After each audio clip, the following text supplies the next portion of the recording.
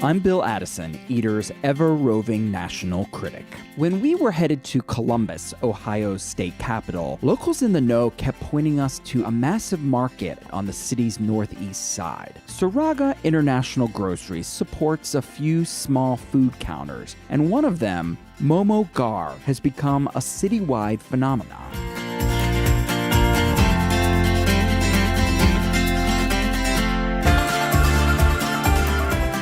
Chef-owner Funso Lama specializes in momos, Tibetan dumplings. There are only 5 seats along the counter at Momo Gar, but it's worth the wait for one of Columbus's most uplifting culinary treasures.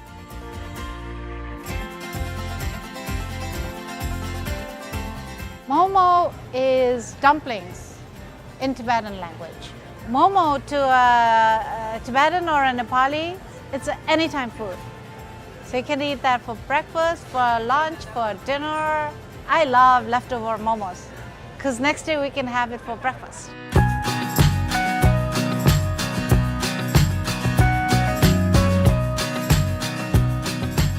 The go-to dish here is Jol Momo, steamed momos stuffed with ground chicken, onion, cilantro, and other spices, and served in a chili-laced broth. Or try the Nepali momo with the spicy sauce on the side that lets you really taste the freshness of the chicken stuffed dumplings. For a vegetarian option, there's the aloo momos, pan-fried dumplings filled with a mild potato curry. In addition to that being delicious, they're really photogenic, so they've become a real Instagram darling, and I think that's kind of helped spread the word. Momo Gar opened just over a year ago. They opened in the summer of 2016, and they've really become a sensation. They are handmade. They are made as they would be made at home with homemade wrappers, homemade fillings, and a lot of love put into making them. I think one of the reasons why everything comes across as so genuine and why it's so good is Finn is just making things the way she would make them at home. They open, they serve their Nepali food, they serve momos, and they didn't change it. Momo Gar really put momos on the landscape in Columbus, and everybody has heard of momos now because of Momo Gar.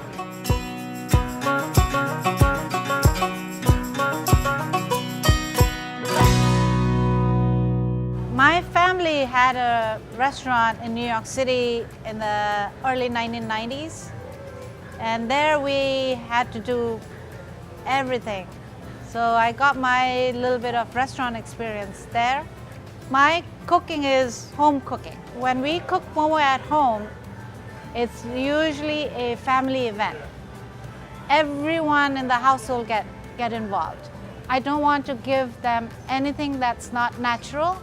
I like to keep it really simple. Simple, flavorful, and just good for your body.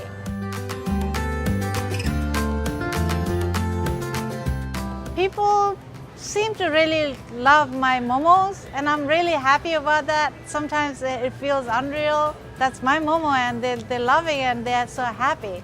I like my momo. I don't want to say my momo is great. I don't want to say but folks of Columbus just seem to really enjoy it. So I'm really happy about that.